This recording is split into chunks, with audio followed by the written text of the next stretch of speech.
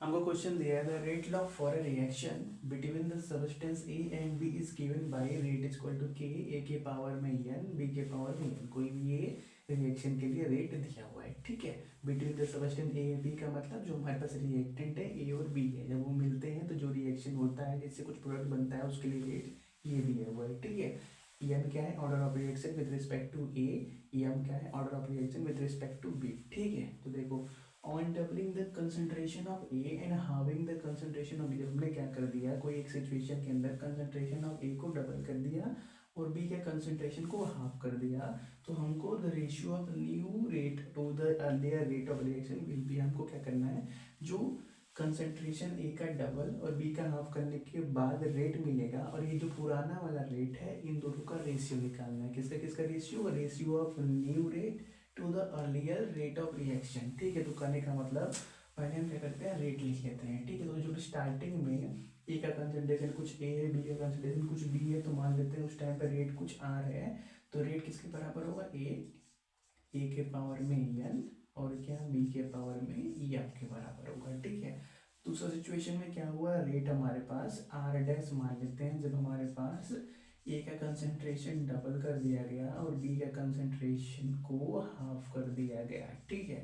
Power में F. तो हमको क्या करना है, इन दोनों का रेशियो, सॉरी इन दोनों का नहीं, हमको नया और पुराने का रेशियो चाहिए। तो होने का मतलब हमको आर डैश बाई आर का वैल्यू चाहिए, आर डैश बाई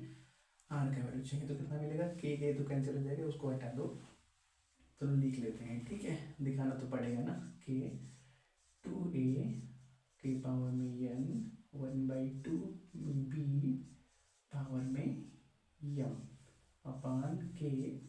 ए के पावर में एन और क्या बी के पावर में यम, ठीक है। इसको थोड़ा सा सॉल्व करो, के कैंसिल, तो क्या बचेगा, क्या हमारे पास यहाँ पे मिलेगा 2a by A whole power में एन और क्या मिलेगा यहाँ पे हमको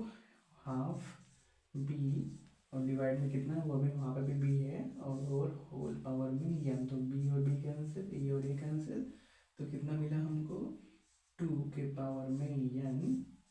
और क्या यहाँ से मिला हमको 1/2 के पावर में एम। तो 1/2 के पावर में एम का मतलब उसको ऊपर लाओ 1/2 को, तो क्या मिलेगा 2 के पावर में माइनस का एम, या क्या लिखा था 1/2 के पावर में एम लिखा था, तो इसको क्या लिख सकते हो 1 के पावर में एम अपान 2 के पावर में एम, 1 के पावर कुछ भी उसका वैल्यू 1, तो ये क्या हो गया 1/2 के पावर में एम। तो यहाँ इसको ऊपर जाओ तो क्या बनेगा 2 के पावर में माइनस का एम, ये हो गया। चलो तो देखो यहाँ पे बेस सेम है तो पावर ऐड होने वाला है, तो क्या मिलेगा सिंपली हमको 2 के पावर एन माइनस एम, तो ये मिल गया हमको रेशियो किसका, नया रेट का और पुराने रेट का, ठीक है। इसको नोट करो।